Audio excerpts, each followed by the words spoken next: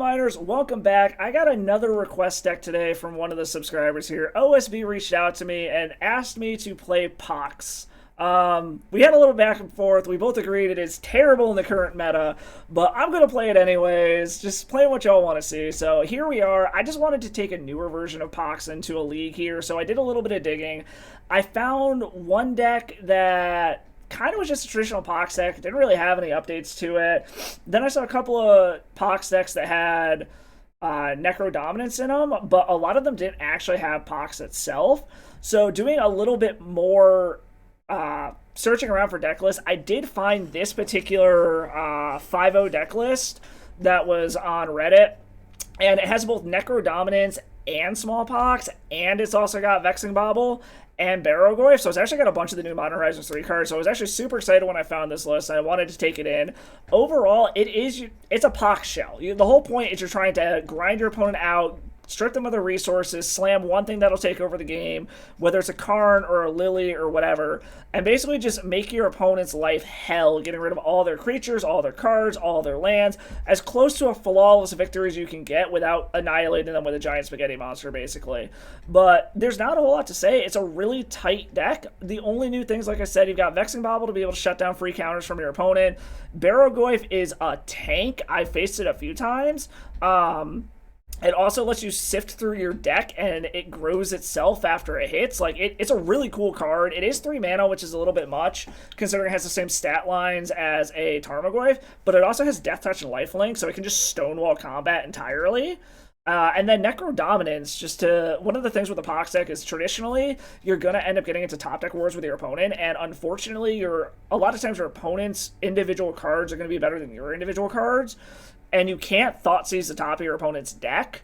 So you run into a lot of situations where you're both top decking, and you're like top decking a land, or you're top decking a Innocent Blood or something when they don't have any creatures, and they're just going to slam some big game ender on you on their turn because you can't thought seize it at instant speed. So what Necrodominance help does is it lets you go hellbent and then just refuel your hand so that hopefully your massive cards will be able to outvalue your opponent's individual cards. So kind of a cool little engine to add to the deck here, and then with Barrowgoyf having lifelink, it offsets the damage that you're taking from Necrodominance. So cool little synergy there. As far as the sideboard's concerned, basically just your standard cardboard. You got all your silver bullets over there. Leyline to stop all the crazy graveyard decks going around, like Rescaminator, and the Grixis Delver decks that are running around to shut all that shit down. Plague Engineer, Combo Elves is coming back. I got absolutely wrecked by it in my last video, and I have been seeing it a lot in the practice room, so Plague Engineer to be able to shut those shenanigans down, and then Opposition Agent to be able to stop your opponent's tutors off of a Sowing Mycospawn or any of the land-style decks, stuff like that. Just turn your opponent's deck into yours and stop them from searching it, basically. But yeah, so this is Necropox at the request of OSB. We're going to go ahead and take this through a league, and I'll catch you all in the wrap-up. Alright, so I started this league off to kind of a rough start. Had a bit of an issue with my recording software right during the first match of the league. So luckily, MTGO has made it a little bit easier to be able to go back and re-watch matches now without screwing up your league or anything. So we're just going to kind of do a replay of the first 2 games of this match, and then you'll join me live for the final game of the match here. But started out this one, lost the die roll, went up against an opponent here.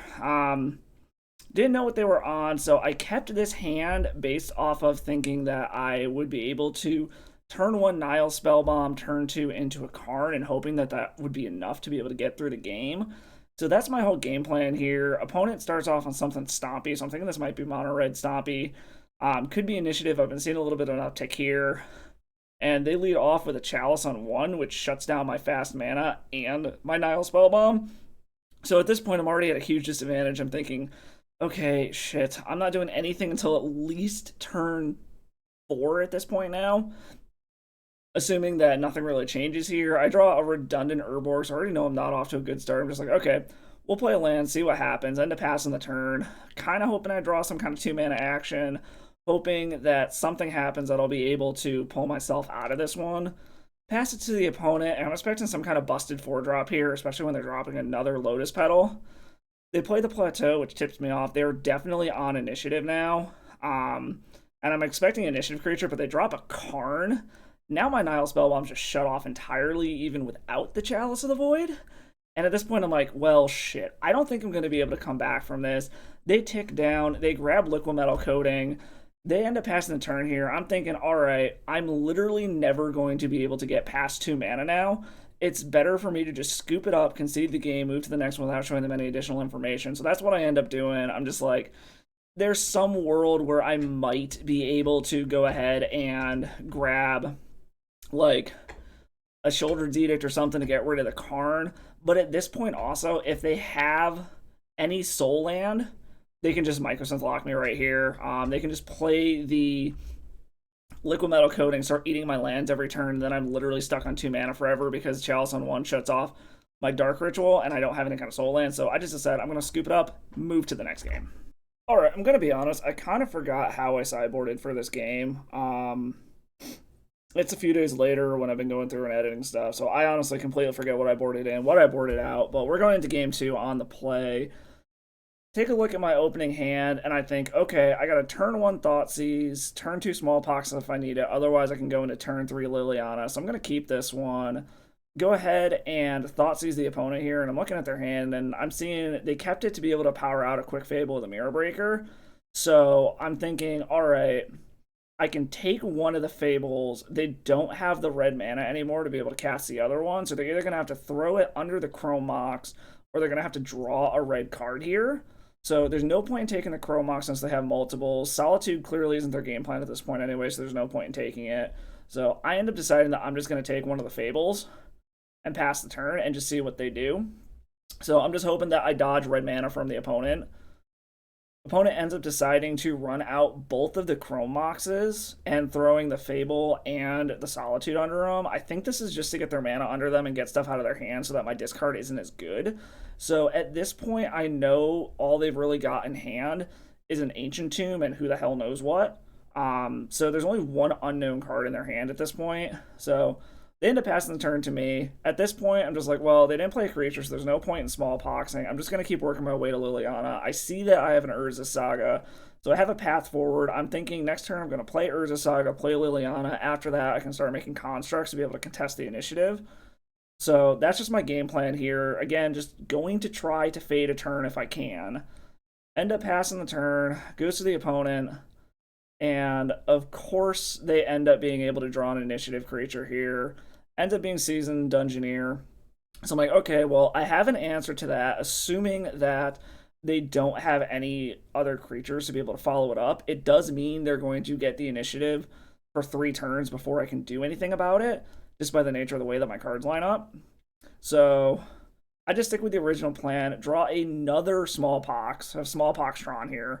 But I'm like, okay, well, we're going to stick with the original plan. We're going to play the Liliana, make them sacrifice their Seasoned Dungeoneer so that the board is empty. Next turn, I will be able to make a construct, so the following turn I can attack to get into an initiative, or to get into the Undercity, and take the initiative. I'm also figuring this kind of forces them to go down the Lost Well at this point, since Forging isn't going to do anything, and I should be able to survive a 5-point life swing if they decide to go down the left side just to try to kill me as fast as possible. But they do go into the Lost Well.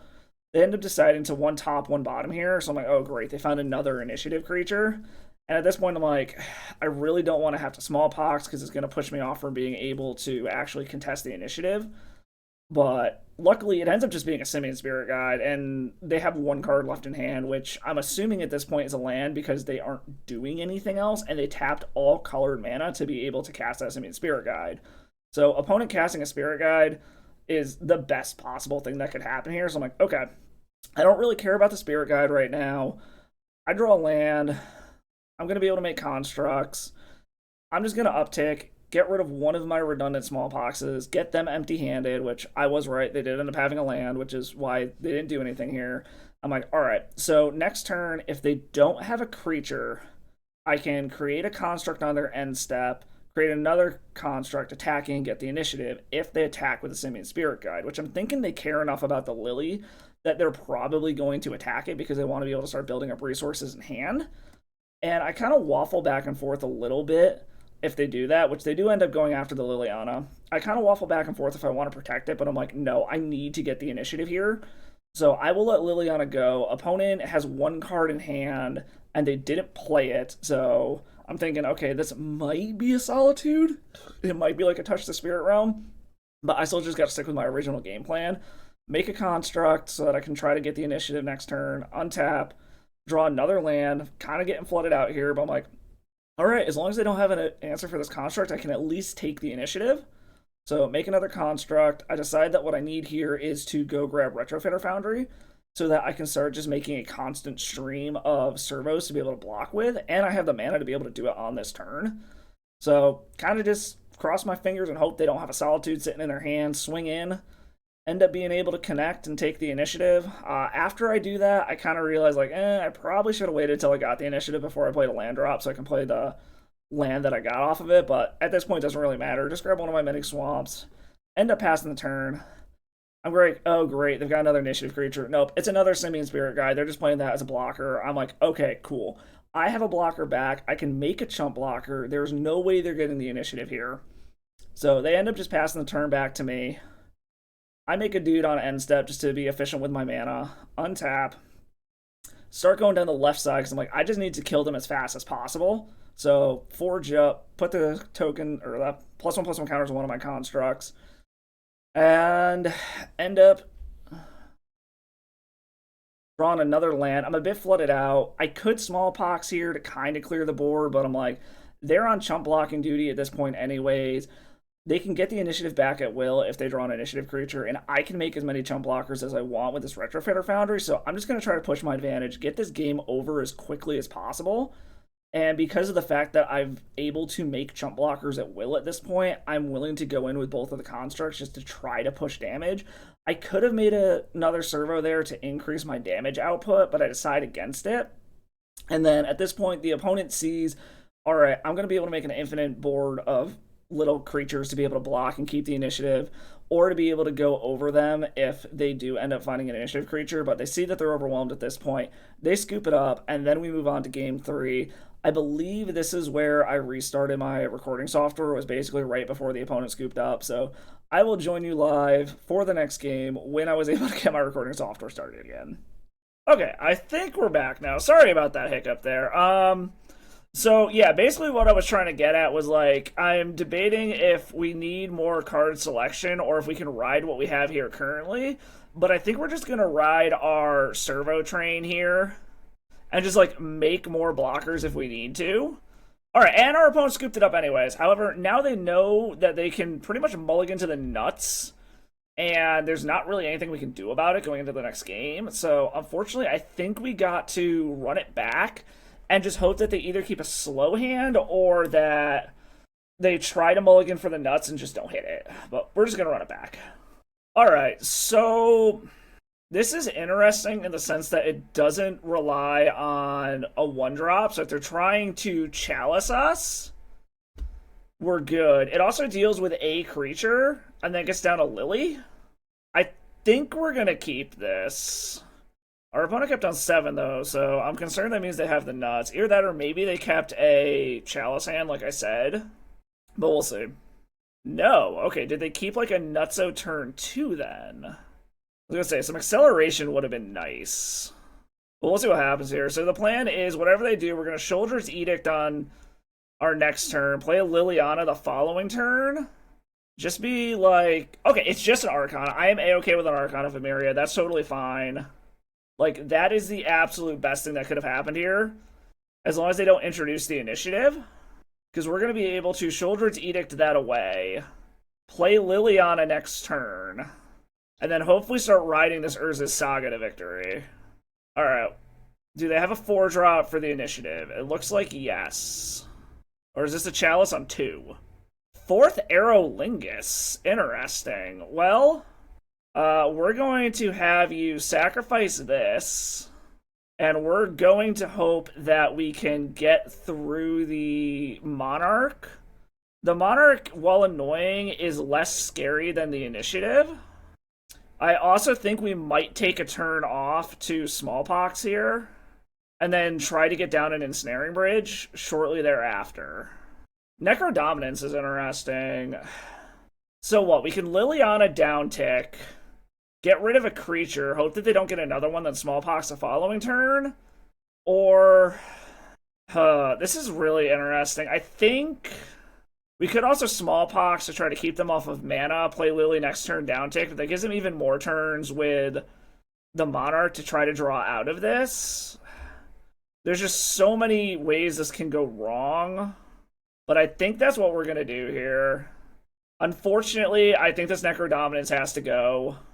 We're going to get rid of the Necro, unfortunately. We're going to give up the Urborg so that we don't give them more mana.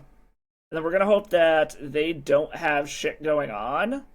And that next turn we can go ahead and Urza Saga, Lily, downtick Lily to kill their creature. And that they just don't draw lands or mana sources and they just got a bunch of spells stuck in their hand. Or the reverse and all they have are lands. Goblin? Oh, fuck. Are we about to get Rebel Mastered? If we get Rebel Mastered, I think we just die. Alright, Fable the Mirror Breaker. That's interesting. Like, the problem is, like, this is still just such a weird scenario to be in because they're going to have so much stuff they can do. And I'm not contesting the initiative at all, or the Monarch at all at this point. But I think we're going to stick with the plan here. This might also distract them a smidgen. Okay, Innocent Blood is interesting. So what? I Lily this turn, down tick, Innocent Blood next turn. I need to get bodies on the battlefield, though, is the problem. So we're going to see if this will distract them at all. See what they want to get rid of there. There's also a world where I can just slam this Ensnaring Bridge and just hope that they never find a Touch of the Spirit Realm or an initiative creature. Because I also will have enough mana to be able to Innocent Blood next turn and still hold up a creature to be able to, or hold up mana to be able to make a construct with. And it looks like they didn't chuck anything at all, which is also terrifying. Oh god, what do they have now? Broadside Bombardiers. Okay. So this does suck. They're both going... Why are they both going at Lily? That seems unnecessary. Unfortunately, as much as I would love to... I just don't think I'm ever going to be able to do this. Fuck. Okay. I'm like trying to think how to do this here. Alright, you got your thing here. So the problem is like, I need to get the Monarch. But I'm not realistically in a world where I'm going to be able to. So the other thing we could do is we could... That still allows them to attack one more time. If I were to Wasteland a land out from under them, I don't think that's realistically doing anything, though. I think what we're gonna do is play Gyre Reach Sanitarium, drop this, and then just try to stem the bleeding for a minute. See what they value more, and then we're gonna play Ensnaring Bridge and hope that we can turtle up and eventually get a Karn down before they're able to find a initiative creature or a whatchamacallit. An initiative creature or touch the Spirit Realm. We might also be able to get into a position where I can steal this back with a Retrofitter Foundry. Are they just running stuff out for the sake of running it out now? Like I said, I need to dodge an initiative creature or touch the Spirit Realm. At this point, I think I need to just take out the raw mana. Or we're gonna float some mana. That's fine. We are going to go grab Retrofitter Foundry. Play this out. It's a question of, do I want to take out the pure amount of mana, or do I want to start trying to take out the colored mana? There's a part of me that wants to start hitting the colored mana more than the pure amount of mana. Yeah, let's go for the actual colored source of mana here. Go ahead, make some mana, that's fine. Let that burn off. I don't need to make a critter right now. 4 mana. 5 mana. Are they just flat? Okay, they're flashing the Solitude. That's totally fine. And then we're going to pass the turn. I also can use Gyre Reach Sanitarium to try to filter through stuff in my hand if I need to. Alright, so I have a plan here. We are going to make a dude with a Retrofitter Foundry. And we're going to make a flying dude so that we can get in and get the Monarch. And that is going to be our game plan here, I believe. Play that. And then basically we just gotta wait a turn. And then next turn we should be able to fly in over them to get the Monarch. Or they're just gonna do this multiple times. Sack it? I mean, they get to do it again on their turn, but...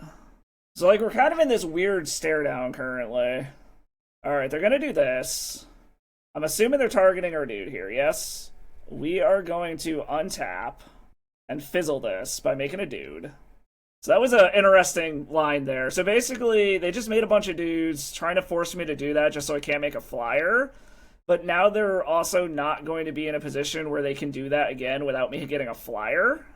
Like I said, my big thing now is just making sure that they don't get actual colored mana to be able to do anything with. Or I need a way to get rid of the Solitude so that they can't keep doing this. Or the Fable of the Mirror Breaker, one or the other. Unfortunately, like, all of my stuff is, whatchamacallit, though, Edict effects. I gotta make sure that I can keep them off of getting the initiative or, whatchamacallit. Alright, I don't know what's going on with our opponent here. Alright, so while we're waiting for our opponents to figure out how they want to stack their triggers, fun little story about, or update I should say, on my fish tank downstairs. I kind of made an impulse buy and bought the, like, crowning jewel fish for my tank. So by the time you see this, it will hopefully be here and in my tank already, but I managed to find a rhomboid farrier ass for a good price and pulled the trigger on it. So I will hopefully be able to share some photos and video of that little thing once it gets here. And our opponent appears to have finally come back. They're back. Alright, Smallpox is interesting. So we can play a factory. There's a part of me that wants to do this just to keep things even. I'm not doing anything with these Mishra's factories. Either that or I'm not doing anything with Gyre Reach Sanitarium, actually. So we're going to go ahead and Smallpox. I think I'm just going to go ahead and sack Gyre Reach Sanitarium. We're not doing anything with this construct, actually, so we can go ahead and just sack it. That's fine. Choose a land to get rid of. We are not doing anything with Gyre Reach Sanitarium either. I actually might have fucked this up. I should have gotten rid of the Gyre Reach Sanitarium. I should have gotten rid of the tapped, whatchamacallit. But it's fine. What did they chuck anyways? They chucked a 4th Aerolingus, it looks like. Alright, there's more colored mana for them to be able to cast initiative creatures, but it looks like that's what they're doing now. Unfortunately, I think this might be the end of us now, because I'm going to have to dance around an initiative creature getting copied and Solitude getting copied. The problem is I need to deal with this Solitude and this Kiki Jiki. I probably should not have cast that Smallpox the more that I think about it, but we're going to see if I can get the initiative back here. But we'll see. Alright, they're just going to try to turbo through the initiative here, which is fine. Unfortunately, it doesn't mean they can get the initiative back at will. I don't think I have a way out of this. Yeah, unfortunately, this Kiki Jiki's was winning the game for them. If it wasn't for that, I think we'd be able to win. But the problem is even if we get the initiative, they can now copy their Seasoned Engineer and get it back at will. And this deck doesn't have any targeted removal. So now it's just a matter of waiting for them to find a Touch the Spirit Realm to get rid of this, or for them to just cycle through the Undercity enough times that we die to trap. But they're going the opposite direction, so... Oh, Karn the Great Creator? Yeah, we can't come back from this anymore. Good game, opponent. That was actually surprisingly close, considering I feel like I normally just get steamrolled by this when I'm not playing combo deck. Good game, opponent. Good game. Alright, on to round 2. Won the die roll. Let's get a good one here. This is interesting. I'd really like another land if possible. We have so much mana. I think this is worth keeping. There's a part of me that wants to just run out Crucible Worlds on turn 1 and hope for the best, but I think we're going to keep it. Against my better judgment, we're keeping this one. We have so many lands in this deck, we're bound to hit them in the first draw or two. And of course, it's going to be famous last words. I'm not going to draw another land for the rest of the game. Alright, so not showing our opponent what we're up to other than the fact that we have Swamp. Once Upon a Time. So is this Eldrazi Post?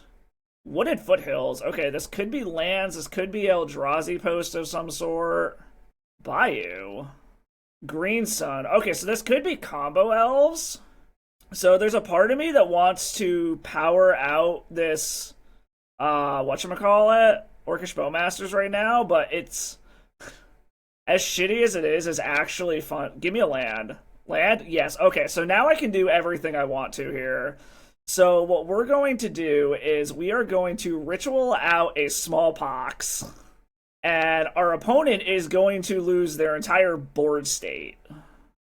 Discard a card. We're going to get rid of... Trying to think what's the worst case scenario here. Let's get rid of A Orcish Bowmasters. Yeah, we'll get rid of A Orcish Bowmasters. We're going to get rid of a Swamp. And then we're going to run out the other Orcish Bowmasters. Because this looks like that new Combo Elves deck. So if they are actually Combo Elves with Glimpse of Nature, this should really fuck them up. We also just got a ton of cards out of their hand and everything. Yeah, it's Combo Elves with Craterhoof Behemoth. So the question is going to be, is it the Glimpse of Nature version, or is it a different version? I wouldn't mind another Dark Ritual power out this Crucible Worlds. Okay, I'll take a Retrofitter Foundry, that's fine. I need some lands, though. They did keep something on top, which I'm mildly concerned about. I would very much like some more lands. Like, just hitting lands would be the best thing here. 2 mana for a White of the Reliquary. Okay. So, yeah, just lands here to be able to kill that would be great. Land?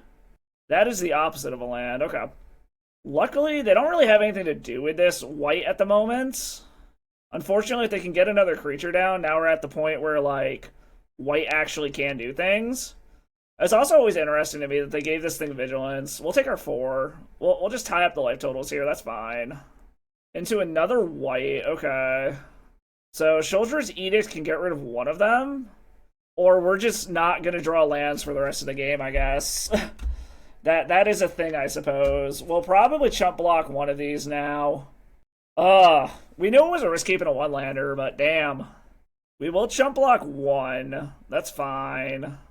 I don't want to chump block both and lose our Orcish Bowmasters, just in case they have, like, a Glimpse of Nature stuck in hand I don't want to unlock. Okay. That's good. 1 more land, and we can get down this Ensnaring Bridge, and they can't attack anymore. Endurance, that's fine. Okay, so 1 more land, and we can get this Ensnaring Bridge down. Green Sun for 2. For another white, okay. Alright, so they're going to get in. I need a land right now. Because unfortunately, this is going to be me having to give up Bowmasters, probably. Because they're probably going to sacrifice this white that's not attacking, force the jump block. Or not. That is an interesting choice. Oh, to get a Dryad Arbor? Okay. I guess they're going to sack the Dryad Arbor. Alright, so we need a land to get down this Ensnaring Bridge. And then hope that we can ride that long enough that they don't find a Boseiju. Land? That is a land. And now we just hope that we can ride this to victory until they find a Boseiju. If they find a Boseiju, we're just fucking dead on the spot. Do they just have the Boseiju already? Doesn't seem like it yet. Or do they have some kind of creature they can Green Sun for that's going to be able to blow that up? I'm assuming this is for an Atraxa. Unless they just happen to have, like, main deck Outland Liberator. No, Springheart and Tucko. Okay. That theoretically can attack. So it looks like they're probably just going to try to go wide with Nantucket and hope that I can't cast stuff out of my hand. They have to have a Boseiju in this deck, main deck somewhere. Like, there's no way they don't. Urborg into a Barrowgoyf so that I can block and gain life off of your creatures. Because, yes, they can attack with 1/1s, but I can block with Barrowgoyf to gain life. Unless I have a way to deal with this Barrowgoyf. Oh, they're going to phase it out? Oh, that's cute. Okay, good game, opponent. I was not anticipating more than one of these Talon Gates. Okay. Alright, so against the new, like, Newton Elves thing. Opposition, Agent, and Plague Engineer both come in. They're not really doing much when it comes to Vexing Bauble. I hate taking Dominance out, but I feel like we gotta. They typically go wide, so the Edict effects aren't super good here. So maybe we take out both of these Edicts, and then bring in Opposition, Agent, and Plague Engineer, and try something like that. Alright, give me something good, deck. Yeah, this is pretty sweet. I'll start with the turn 1 Barrowgoyf. I'm okay with that. Let's start out with some big shit. Yeah, I'll run out of turn 1 Barrowgoyf. Start doing some stuff. I'm hoping I won't have to sacrifice this to a Smallpox, but we'll end up finding out. A Noble Hierarch, okay. They're getting their ramp on. Okay. We're just gonna get this out now so that they don't have this mana and they don't theoretically have a Veil of Summer. And now I've got plenty of stuff to be able to sacrifice to Smallpox. Yeah, we'll use this ability. Alright, made it bigger, but didn't get any creatures in the yard. If they drop a creature, we're probably just gonna... Yeah, we're probably just gonna Smallpox here, especially if they don't have another land. Okay, if they have a land... I guess we're gonna give them the option to block first. And then we're probably going to Smallpox them. That's actually pretty good fodder for a Smallpox. I don't think we need that Miniature's Factory. We'll get in. We're gonna offer up the trade if they want it. Yeah, we'll go ahead and do the thing here. Yeah, mill some more cards, make it bigger. We'll grab another Barrowgoyf back. That's fine. Yeah, I think we're just gonna end up losing... Do we want to lose the Mishra's Factory or the Takenuma? Let's lose the... I think we'll lose the Takenuma, actually. Whoops, undo. Tap for black. Are probably going to get rid of the Castle Locked-Wing here. Alright, they're trying to select the top of their deck here. Threw a land into the bin.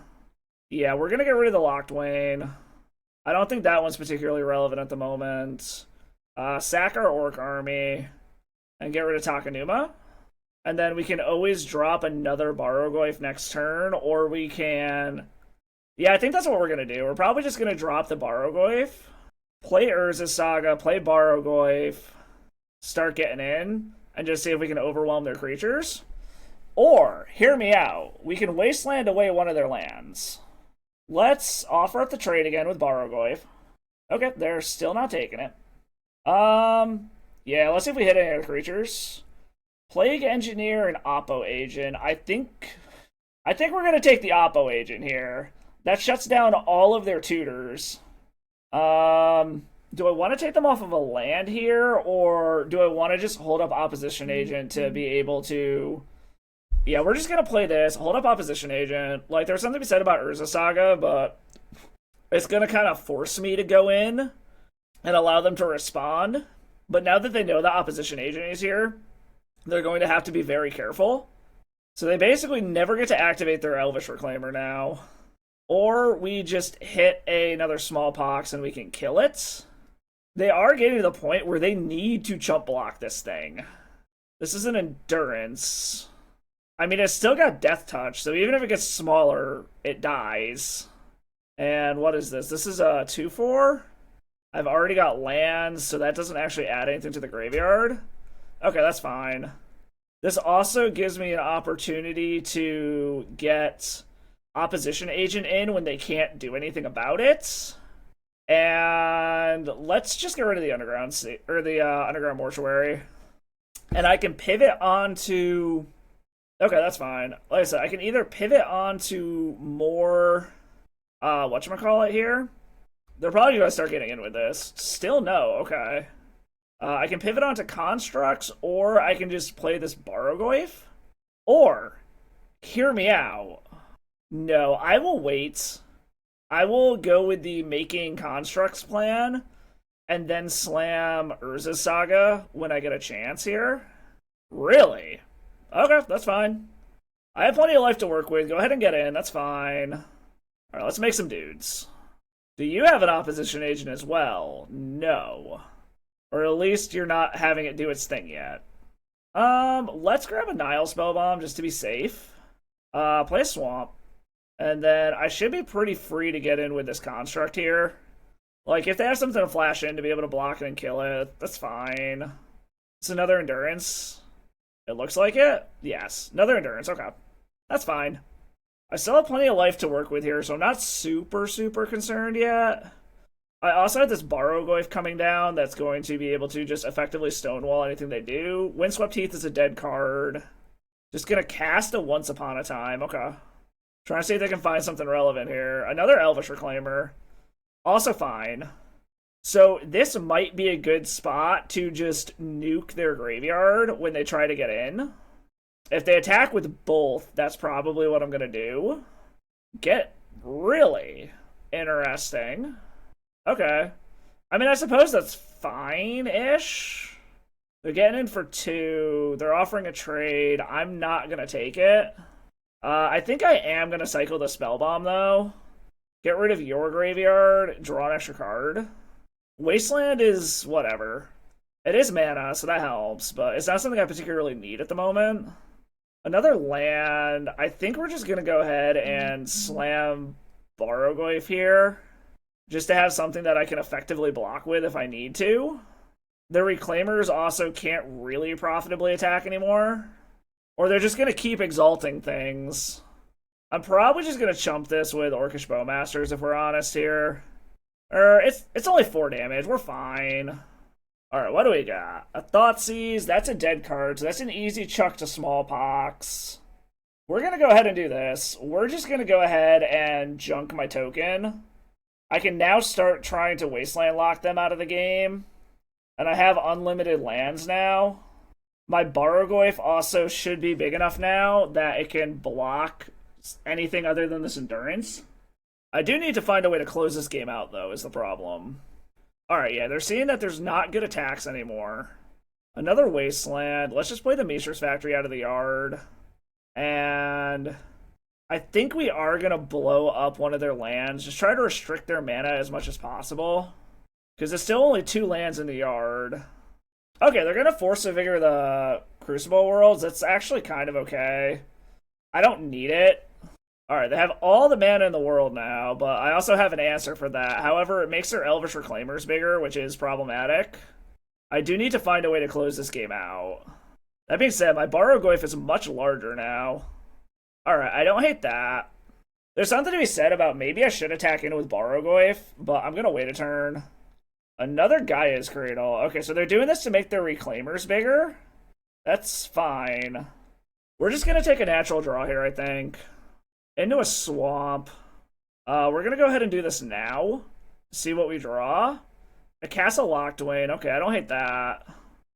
This also allows me to start pinging down their dudes and get another body on the board. And we're going to go ahead and take out their Gaia's Cradle as well, just to restrict their mana. So this is kind of my, like, super slow win con here. Alright, they ended up scooping it. They saw that this was eventually going to just drown them. So, on to game 3. Just kind of got to do that again. Is there anything else we want to change here? There's a part of me that wants to bring in Leyline of the Void to shut down their shit, but I don't think it's necessary. It keeps their creatures a lot smaller, but it also makes my Barrowgoyf smaller. I think we're just going to run it back. Oh, if this had fucking black mana, this would be fantastic. The question is do we tempt fate on finding black mana? I don't think we do. Okay, this is pretty good. We can keep this. I think we put the Smallpox back. Whatever they play on turn 1, we can Innocent Blood it. Turn 2, hopefully they play, like, Hierarch, and we can just Bowmaster it. Or, okay, Liliana's interesting. I think we're just going to go ahead and Innocent Blood now. Get rid of this Ignoble Hierarch. Next turn, we will next turn, we will Orcish Bowmasters. And then we will, depending on what they do, either Plague Engineer or Liliana. Okay, another Ignoble Hierarch. I like that. So we're going to go ahead and just kill that right off the bat. Yeah, before they get a chance to use the mana, we're just going to kill it. Yeah, that makes the most sense, I think. And then next turn we can either Liliana or Plague Engineer, depending on what they do. Oh, it doesn't look like they're doing anything yet. Hell yeah. Urza's Saga into a Liliana.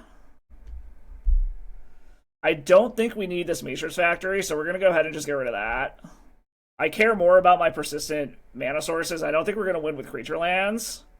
Ooh, Atraxa. Do they have a reanimation strategy, or is that purely a natural order target? I am a little concerned if they have a reanimation strategy.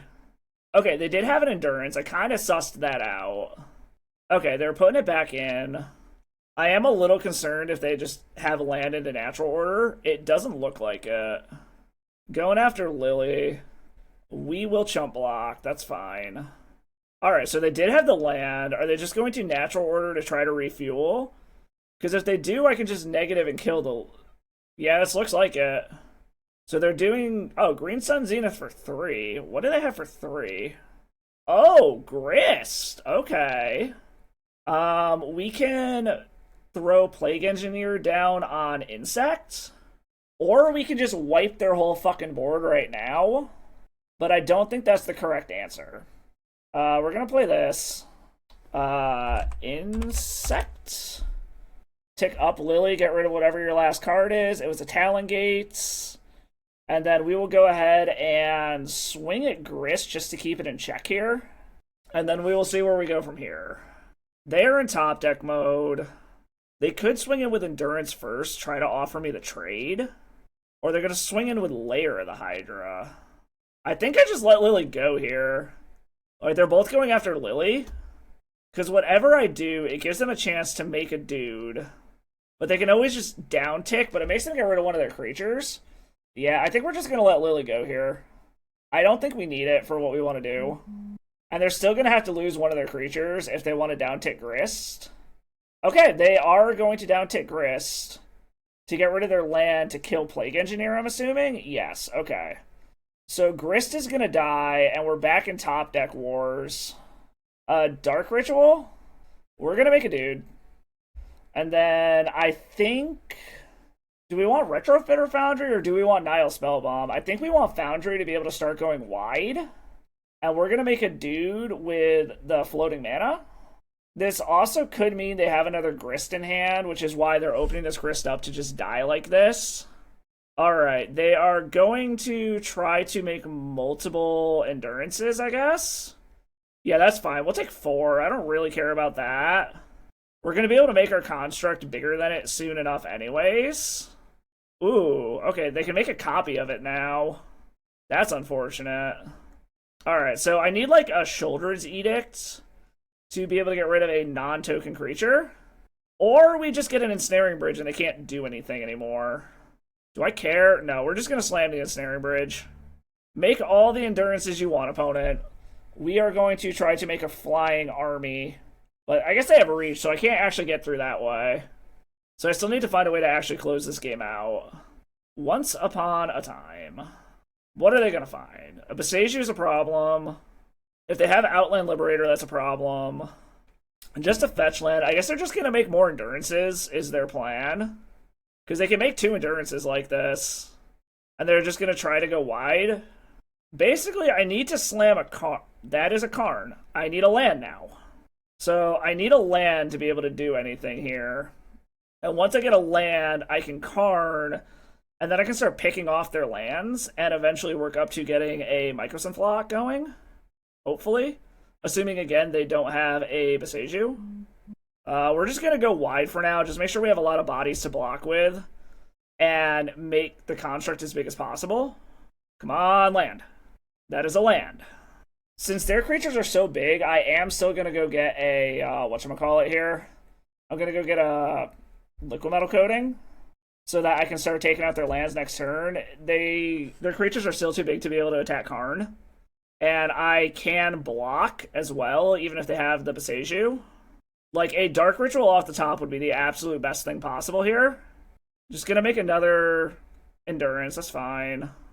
Like, a Dark Ritual lets me Mycosynth lock them right now. I'm assuming they would have blown up the Ensnaring Bridge if they had the Boseiju already. Unless they're, like, really trying to next level here.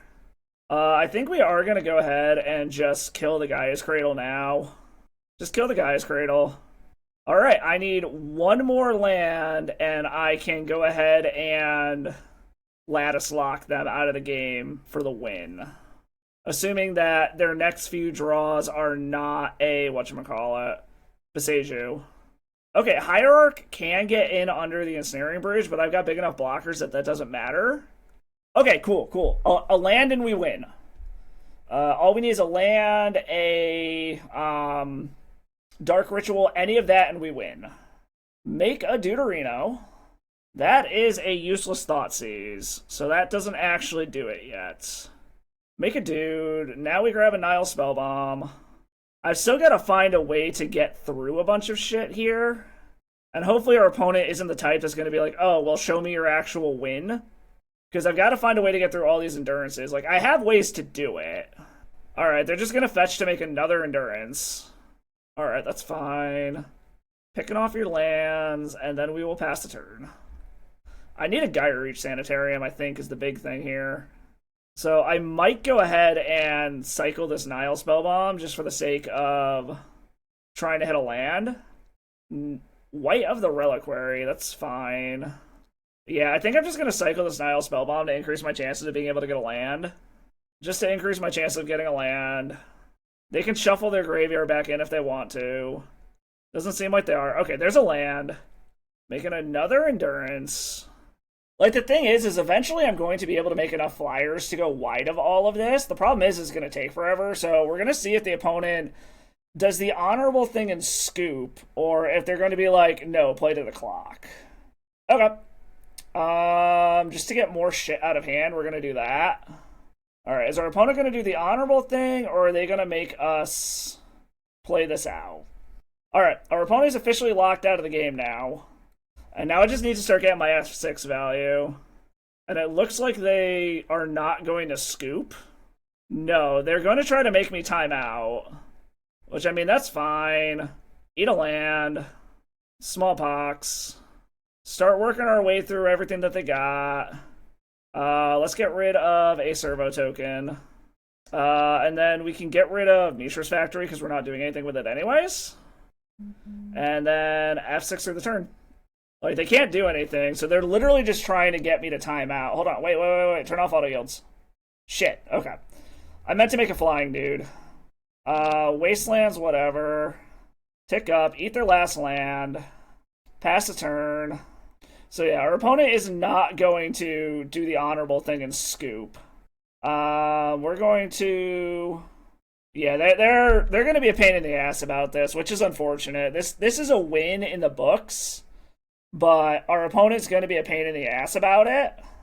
We're going to go ahead and go grab Canoptic Scarab Swarm, just to make even more flyers to speed this process up. Because this is going to get more dudes.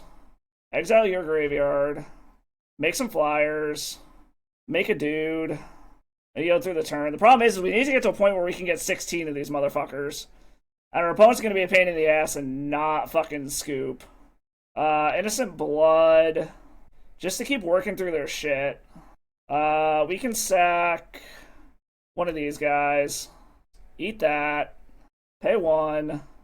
Sacrifice this. And then pass the turn. This is frustrating. It's a win on the board, but we're going to lose to the clock is the problem. Is there anything on my sideboard that can speed this shit up? No. Yeah, this is just going to end up being just a little too short is the problem. Keep the new one. Make a dude. Untap it. Oh, man, this is frustrating. This should be a win. Like, this is just something to be aware of if you're playing online. Like, I get the clock is a thing, but, like, I know I played to the clock as well before, but this is literally our opponent just F6ing through their entire turn because they know they can't do anything. What I need is a way to get rid of this ensnaring bridge and then just try to go to town. Opposition agent doesn't do it. Make a dude. Like, I have a win here. The problem is, like I said, it's just going to take too long to do it. Like, I'm demonstrating to them I have the win, and they're just not going to scoop. And it's just super frustrating. Yeah, I'm just not narrating anything relevant here because it doesn't actually matter. It's also really weird that it's making me pay this mana to do this. So, this is going to go down as a loss, but for all intents and purposes, this is a win.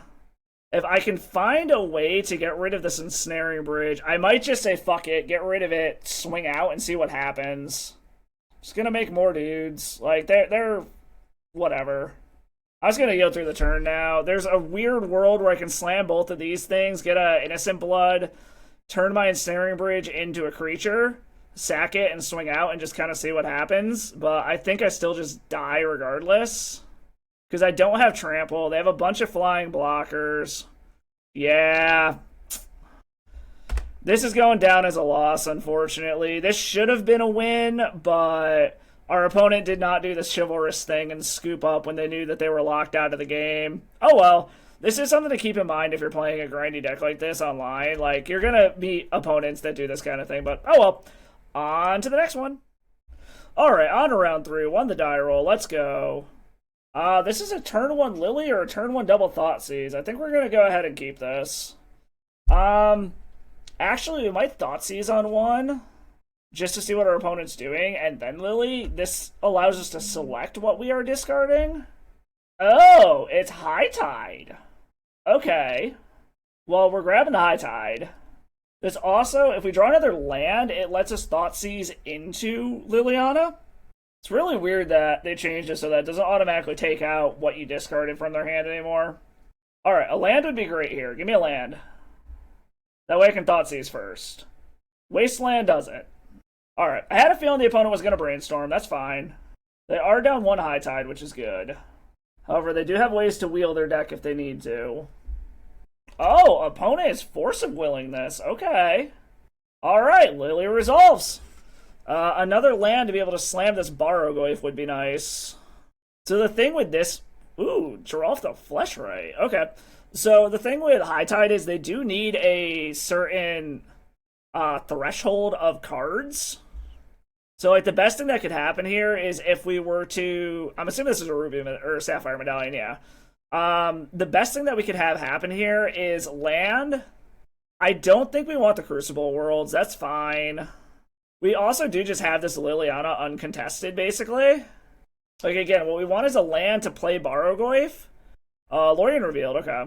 And then be able to just go off by discarding with Lily without even having to really worry about it. We also could just, like, get this to the point where we can ultimate it and keep it and, like, split their shit up and see what they want to do.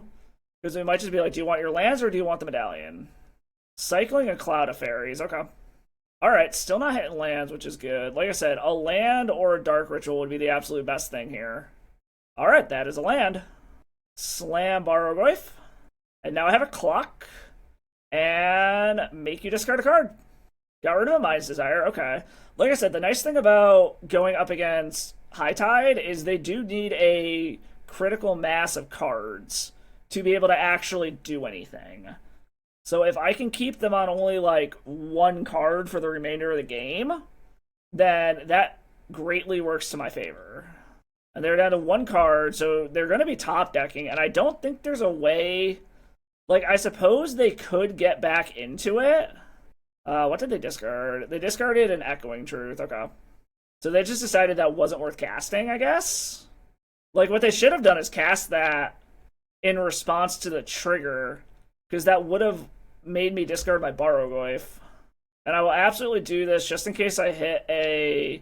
Alright, our opponent just scoops up. I was going to say, I'm absolutely going to do it just in case we hit a, whatchamacallit, Orcish Bowmasters. So against what our opponent's doing, High Tide Storm, we are bringing opposition agents and ley lines. Ensnaring Bridge doesn't really matter. Crucible's not really going to matter. I hate to do it, but I don't think Smallpox is going to be particularly good in this matchup either, because they don't really have creatures. So take out, unfortunately, all 4 of our Smallpox. Bring in opposition agents and ley lines to be able to shut off their wheeling effect. Won't be able to let them refuel their deck, and they will eventually exile all of it. And then opposition agent will be able to shut down stuff like Merchant Scroll. So let's try something like that. Alright, I like this. I like this a lot. We can go ahead and keep this. This would be a turn 1 opposition agent into a turn 2 Orcish Bowmasters. Or, if I absolutely have to, I can ritual out this Bowmasters. I would very much like them to slam a... whatchamacallit? Ooh. Okay, it's a Lorien reveal, okay. I was gonna say, I would very much like them to go ahead and slam a Merchant Scroll here, trying to find one of their combo pieces. But they cycled for an island, which is fine. Sapphire Medallion. Alright, so with them tapped out, I think we're going to go ahead and try to slam this opposition agent. Since we're going to have enough mana to do everything we want anyways, and this Innocent Blood is pointless, this is going to shut down their search effects if they don't just force this. Alright, they decided that was not worth forcing. Since that wasn't worth forcing, do we want to go ahead and just slam Bowmasters now? I think we do. We're just gonna go ahead and slam this. See if this gets anything out of their hand. This, no, okay. So their card draw is now shut off, so their wheel effects are very bad for them. They can still win through the wheel effects, but they are bad for them. Because this is enough to be able to high tide into a time spiral. And our hand isn't really doing anything anyways at the moment. Alright, they are going to high tide. Cloud of Fairies, okay. So they're going to try to do something this turn. They do still need one more mana before they can time spiral. Or Mind's Desire. Because this is only 4. They need another land. Oh, wait. Where'd they get the extra mana from? There wasn't one floating before. I don't know. We'll see. Like, this is definitely a position where... Okie dokie? I mean, we're just gonna go face. Like, there's no point in going after this fairy. It's not like they can bounce it back to their hand and do other shit. I mean, I suppose they could. So maybe we should, actually, because they could Echoing Truth it back. You know what? Yeah, we're gonna have to go throw one at the fairy. I probably did these in the wrong order. I should have killed the fairy first, but this also means 2 wheels and they're dead. They could Echoing Truth the Orcish Bowmaster, I suppose, and try to go off from there. Yes, no, maybe? Not sure what our opponent's doing over there. I think they're trying to figure out their mana situation. Okay, another high tide. So this is now 4 mana to cycle a Lorien. Oh no, they're drawing with Lorien revealed. Oh shit. I thought they were cycling that. So they're looking for a land and to be able to go off. And I'm just gonna always yield to these triggers if it lets me. Alright, and they scoop it up. We got there. Alright, taking out high tide. I like it. Alright, on to round 4. Won the die roll up against Samwise GG. This is really slow. I think I gotta ship this one. It doesn't really do anything until turn 3. Okay. This is a turn 1 Lily or a turn 2 Karn. I think we're gonna keep this. Let's... Is it the redundant land? I think we're gonna put Gyre Reach to the bottom. I think that's probably the weakest of the lands that we got here. I think we are gonna... what do we even pitch with a turn 1 Lily is the question, though. Alright, opponent kept on 6. I think we're gonna just go for it. Like, I don't know what we're gonna chuck with Lily if this resolves. Let's chuck the Wasteland. Hopefully they're not a land strategy. Okay, an Uro. So they're probably, like, Beans. In which case, I think Lily's gonna be really good here. Just keep them pinched on resources, basically. However, they can get Domain on for Leyline Binding super fast. I think we're going to go ahead and get rid of Karn here. Because I'd like to be able to play Barrowgoyf next turn if I hit it. Alright, check to Force of Will. Cool. So yeah, this is definitely Beans. They might be setting up for a Leyline Binding on this Lily. Hopefully I can hit a... Okay, it's not a Triumph, so that's good. I'm hoping... Chuck to Swords, okay. Hopefully it is land or Dark Ritual into Barrowgoyf plus Flooded Strand, okay. They could theoretically have 4 colors here. They do not, they've only got 3. Oh, it's a breakfast deck. Okay. Well, Nadu shit. Y'all know what I mean. Smallpox. We're gonna go ahead, make you get rid of your nomads, and then we're gonna pass the turn. I don't think smallpoxing is where we want to be right now. But if they just land second nomads, whatchamacallit here? Oh god, do they have the illusionist too? No, okay. I can kill this nomads. Okay, Castle Lockdwayne, I like that. I think we're gonna go ahead and down tick again. And then slam Barrowgoyf, and then start ticking up again. Now that we have a clock. We are down 2 nomads. They are getting to the point where they can get Uro back though. But Uro doesn't really do much here with Barrowgoyf. Alright, so they're going to get Uro back. Depending on what we draw, well, in all honesty, we're probably just going to Smallpox regardless. Or we're going to offer up the trade, and then Smallpox. Into another Smallpox. Okay. Yeah, we're going to offer up the trade here. Yeah, we'll do this. We don't hit anything anyways. Uptick. Chuck a Smallpox. Play a Smallpox? And now our opponent and I are both in top deck mode, but they are like 2 cards away from being able to just get Nadu or Uro back again. So I need some way to clear out the graveyard. Like, a fetch land, I think, just gets them there.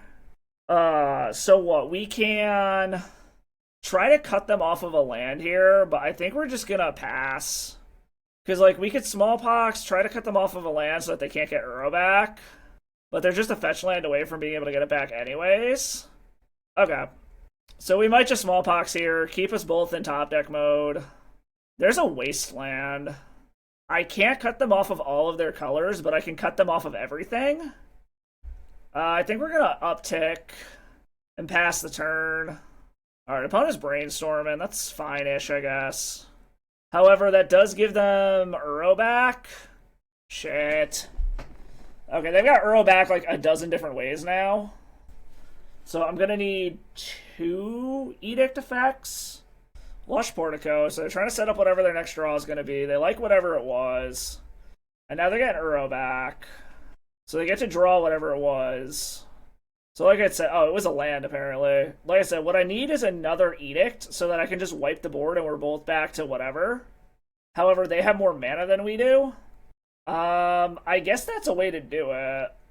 Like, kill that. And then it sucks to lose Lily, but we kind of just have to, unfortunately. Or... oh, they can prevent that damage. Shit. I forgot that's how that works. We will tick up. We can chump block Uro. They have another Surveil land? No, they have a Dryad Arbor. So they very much want Lily dead. I felt like we were in such a good spot, too. They just were able to fuel their graveyard so heavily. And all of this is at Lily. No. Just Uro.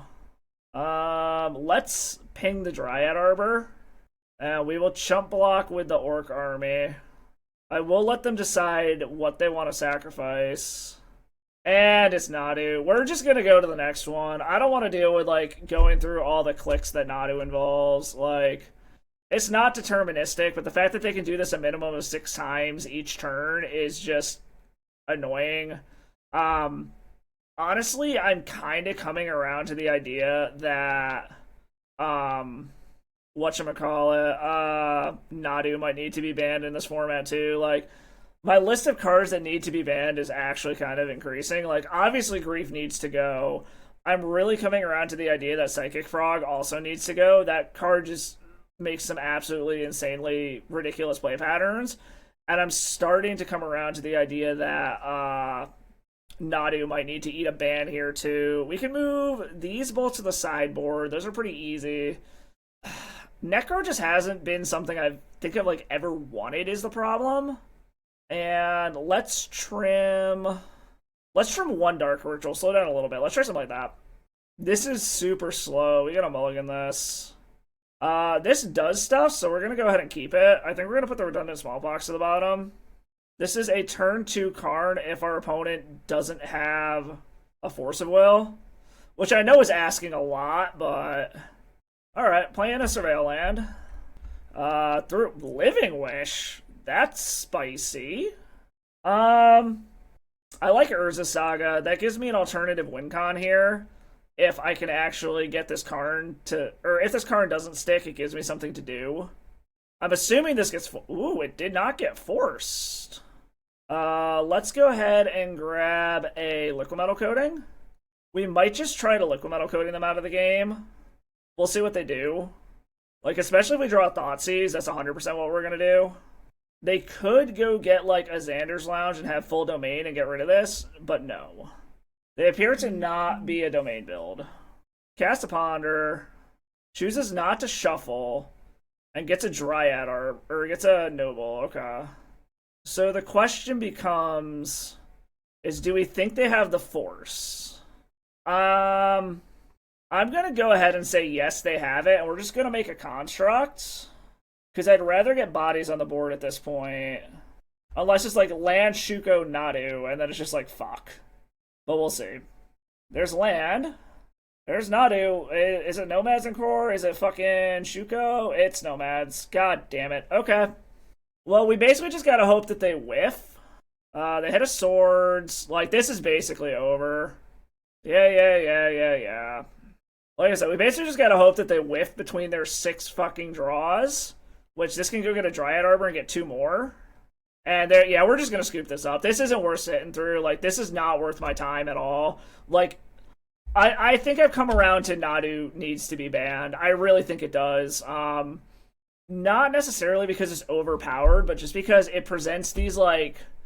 I know I'm not technically dead, but, like, the card advantage engine is just too great at this point. That's like, what the fuck is the point? It's a non-deterministic pseudo-infinite combo. Like, I don't know. I don't mean to bitch or anything, but yet again, I am proven wrong about a Modern Horizons set actually being okay. They always manage to fucking break something. I thought they finally had it dialed in with this one, and I was proven wrong very quickly. But, oh well, on to the next one.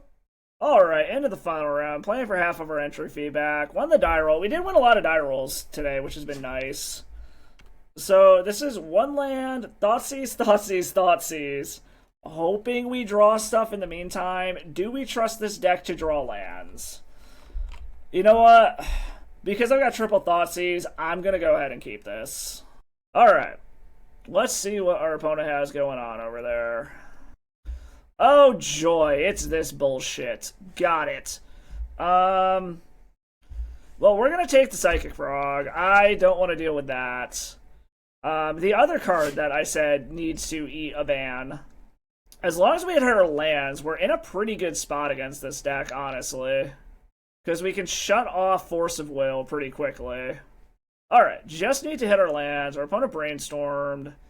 If I can hit a land to be able to slam this Vexing Bauble so that these Force of Wills are shut off. Alright, that is a land.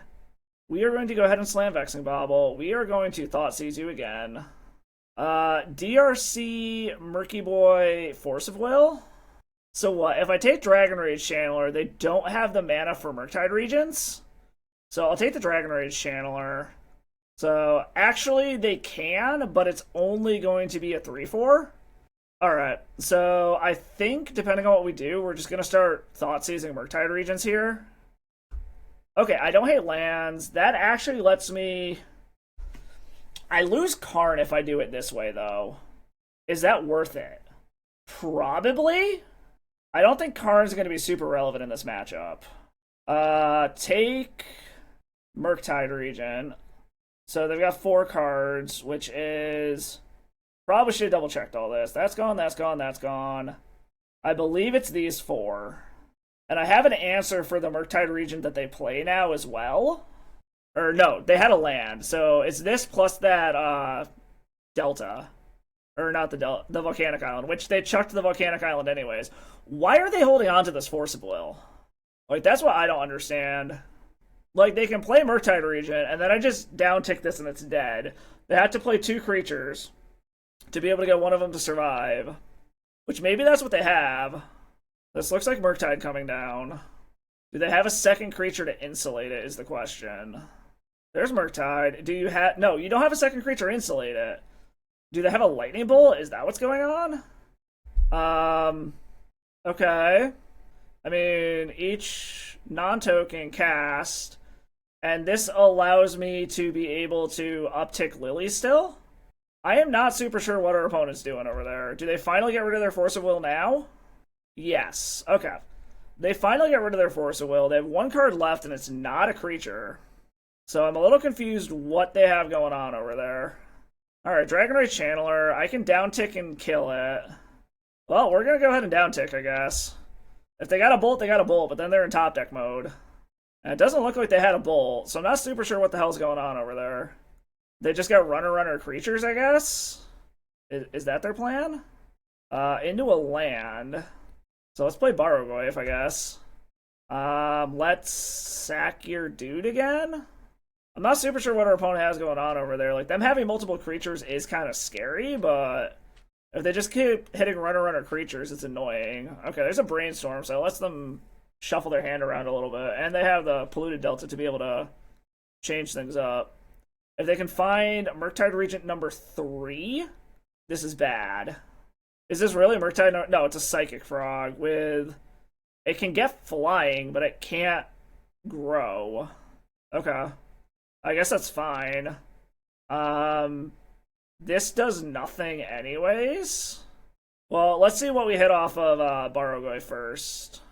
We might be able to hit something relevant off of this Barrowgoyf to cast with it. That looks like a no.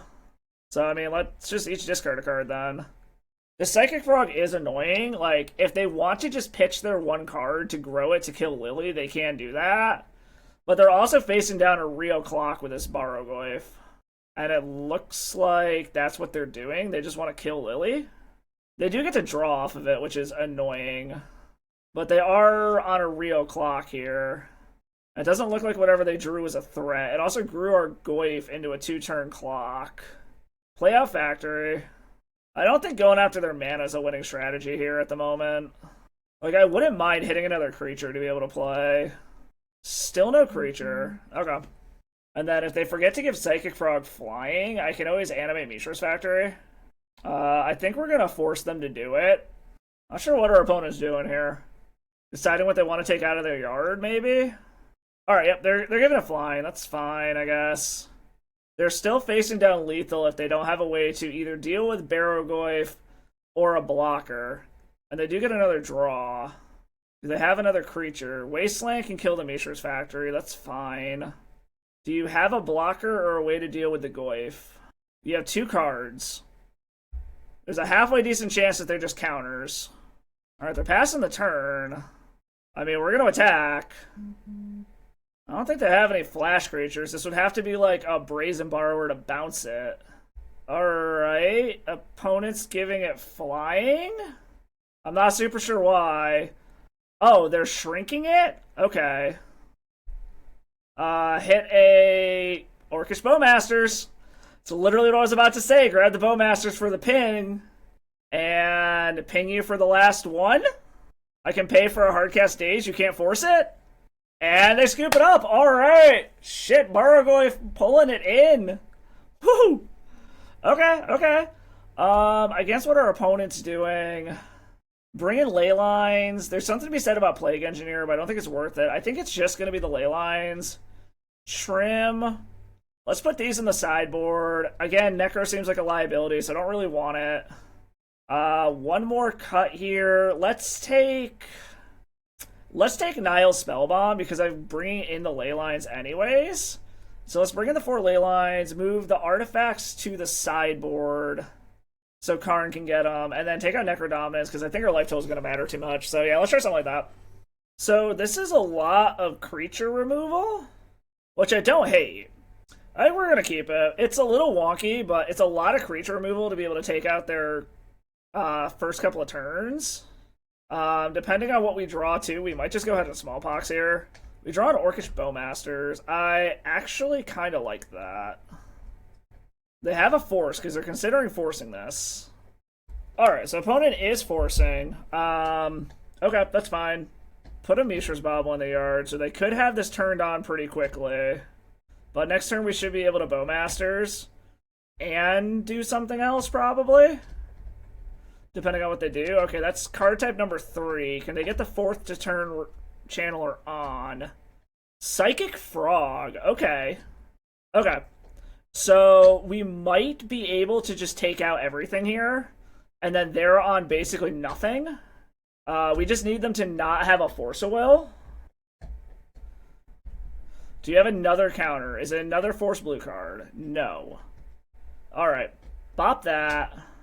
And then each opponent sacrifices a non-token creature. Nope. Okay, cleared the board, and we have hate for their counters. They've only got 2 cards in hand. We can follow this up with a Wasteland. I like where we're at. If they have a whatchamacallit here, Murktide Regent, we can also take it out with Smallpox. Alright, that is a Murktide Regent, so... Okay, so this is basically what's going to happen here. We're going to play that. We're going to play a Smallpox. A round of Daze. And our opponent scoops it up. They don't want to fucking deal with it. Taking down Grixis Delver. As rough as this league was, finishing on that note just brings a smile to my face. Like, I know we only got half of our entry fee back, but at least being able to take down the fucking Delver deck just always brings a smile to my face. Like, good game, opponent. We just had your number this time. And at least one of the cards I think needed to be banned was able to be taken care of there. But good game, opponent. All right, so I'm not gonna lie, I kind of went into this league with low expectations because historically Pox has honestly not been the most well positioned deck, especially against a very tempo heavy meta. And expecting to see Rescaminator everywhere, I was honestly just expecting to get grief scammed out of the game. Um, Going up against other discard decks is rough against this one because while you are in a grindy resource trading battle, you want to be the one that's in control of the discard and what you are getting rid of. You still need a critical mass of spells at the beginning of the game to be able to get to the point where your top decks are better than your opponents, and to be able to leverage Necrodominance. And in a grief scam meta, they are going to be ripping your hand before you can rip their hand apart most of the time. But being as that we didn't actually see grief scam at all and Rescaminator, like it felt a lot better than I thought it would. It felt really good up against non-discard based tempo decks like the Grixis Delver deck in the last round. It felt really good up against Grixis Delver and Blue Black Delver in testing. It felt really bad against Rescaminator, but the Delver variants that people are trying out, anticipating the grief ban, it does feel very good against those because they're not as discard heavy. It felt really bad against Stompy decks. You kind of saw that we just got run over by the initiative deck in the first round. Um, and it felt really good against true combo decks. We just were able to absolutely shred High Tide apart, and that's really what this deck preys on, are those kinds of decks that need a critical mass of spells. I do want to just take a quick moment to address that match against Elves. I will admit I kind of salted off at the end there, and I did a little reflecting on like my own play patterns and stuff, and I have set a new rule for myself where I am not going to play to the clock if the opponent has a determined win. If they can show me that they have a deterministic win on board and the only limiting factor is the clock, I will scoop up and give them the win because that is how it would be in paper. I had to win that matchup. I was able to eventually make enough flying attackers that I would be able to get through those endurances and win the game. But the opponent played out to the clock, and the clock is the only reason we lost. So going forward, if the opponent can show me a deterministic win and the clock is the only limiting factor, such as playing through a Bomberman turn or doing something like what we saw in that matchup, I'm going to scoop and give them the win because that's what I would have done in paper anyways. I'm going to try to not use the clock as a weapon going forward, and that's just kind of like after that match and reflecting on it and everything. So just something I wanted to throw out there. It is a thing online. I get it. It's just super, super frustrating, especially when you know they're 100% locked out of the game and you're 100% to win, and the clock is the only thing that's stopping you from actually putting the win on the board. But I just wanted to get that out there. That will be my policy going forward. But yeah, overall, the deck felt a lot better than I thought it would in the meta, being that we didn't run into any Rescaminator. I think if we did run into Rescaminator, it would have felt a lot worse. It is nice to see that at least in the leagues, a lot of people are trying to not play Rescaminator and trying to get ready for the meta when Grief inevitably gets a ban. So it's cool to be able to see kind of what is going to be the post-Grief meta to a certain extent. And that is kind of the nature of leagues with them being so low stakes. You're not forced into playing the best deck possible. I'm sure if I were to play in a bigger event like a challenge or like a local paper event, it would be Rescaminator everywhere because then you've got more prizes on the line, it's higher stakes, whatever. But it's cool seeing that at least the league metagame is adapting and trying to prepare for a post-Grief world. I also went off on a little bit of a tangent on a couple of the matches as well, where I'm coming around to some arguments I've heard as far as Nadu and Psychic Frog potentially needing to eat bans as well, especially because once Rescaminator loses Grief, it's probably just going to turn into Grixis Delver or Dimir Delver, and Frog just creates some absolutely miserable play patterns and is almost impossible to beat in combat. It needs very specific removal to be able to get rid of it, and it invalidates so much of the normal counterplay versus those kinds of decks by being able to eat the graveyard or synergize almost too well with Murktide Region to just make it bigger at will, basically, when it used to have to take like another Murktide Region to be able to grow your first one. But that's just some arguments I'm kind of coming around to. But overall, the deck was a blast to play. It did get to do some really cool things. I'm a little sad I never actually was in a position where I got to play Necrodominance, and I took it out multiple times because none of the matches felt like matches where it was going to be any good. But anyways, I hope you all had as much fun watching as I did playing. I will catch you all in the next one, and as always, stay salty. Thank you for watching the video. I hope you like what you saw. If you did, do me a favor, hit that like and sub button below. There are free ways to support the channel. And drop a comment, let me know what you like. Any kind of feedback you got, your opinions on my gameplay, the decks that I play, any of that kind of stuff. If you really like what you see, go ahead and drop by the Patreon. Become a patron, get to read some of my tournament reports and some stuff going on outside of just Magic in my life that I'm going to start putting over there as kind of my own personal blog. Also, you can do donation deck lists over there, just the price of a league if you have a specific deck you want to see, or you have an idea you want me to brew around, something like that, go ahead and do that. Nothing is required. It's always appreciated, though. Any donations go directly back into the channel, covering stuff such as leagues for donation decks or the rental program that I'm a part of. I am a small-time YouTuber. I'm doing this for fun. I really hope you all like what you saw. I truly appreciate you all stopping by. I will catch you all in the next video, and as always, stay salty.